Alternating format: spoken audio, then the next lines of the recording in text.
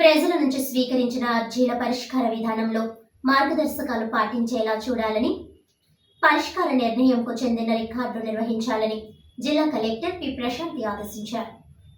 శుక్రవారం మధ్యాహ్నం కోరుకొండ తహసీల్దార్ కార్యాలయాన్ని ఆర్డీఓ ఆర్ కృష్ణనాయక్తో కలిసి కలెక్టర్ అర్జీలు పరిష్కార విధానంపై సమీక్ష నిర్వహించారు. ఈ సందర్భంగా కలెక్టర్ పి ప్రశాంతి మాట్లాడుతూ రీసర్వే ప్రక్రియ చేపట్టడంతో అర్జీలు పరిష్కార విధానంలో జవాబుదారీతనం ఖచ్చితంగా పాటించాలని కోరారు.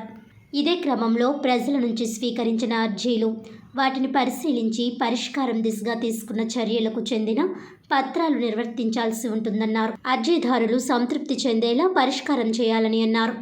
రీసర్వే సమయంలో ఎటువంటి అంశాలని పరిష్కారం చేస్తున్నామని అడుగగా భూమి కొలతల్లో వ్యత్యాసాలు, జాయింట్ ఎల్పీ కోరిలేషన్, 22A దిద్దుబాటుకు సంబంధించినవి, ఇనాం ల్యాండ్ తదితర వాటికి సంబంధించి అర్జీలు పరిష్కారం చేయాల్సి ఉంటుందన్నారు.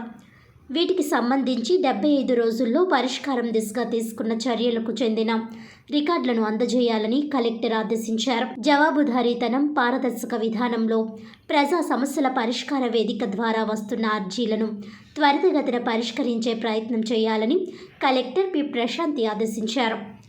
పీజీఆర్ఎస్ ద్వారా రీసర్వేకి చెందిన 924 అర్జీలను కోరుకొండ మండలంలో పరిష్కారం చేస్తున్నట్లు, వాటికి అనుసంధానంగా రికార్డులు అందజేయాలని పేర్కొన్నారు.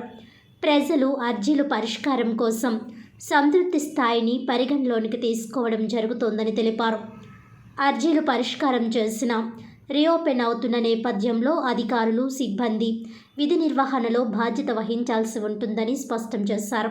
ఈ సమీక్షలు ఆర్డీఓ ఆర్ కృష్ణనాయక్, తహసీల్దార్ వి సుస్వాగతం, ఇతర రెవెన్యూ సిబ్బంది హాజరయ్యారు.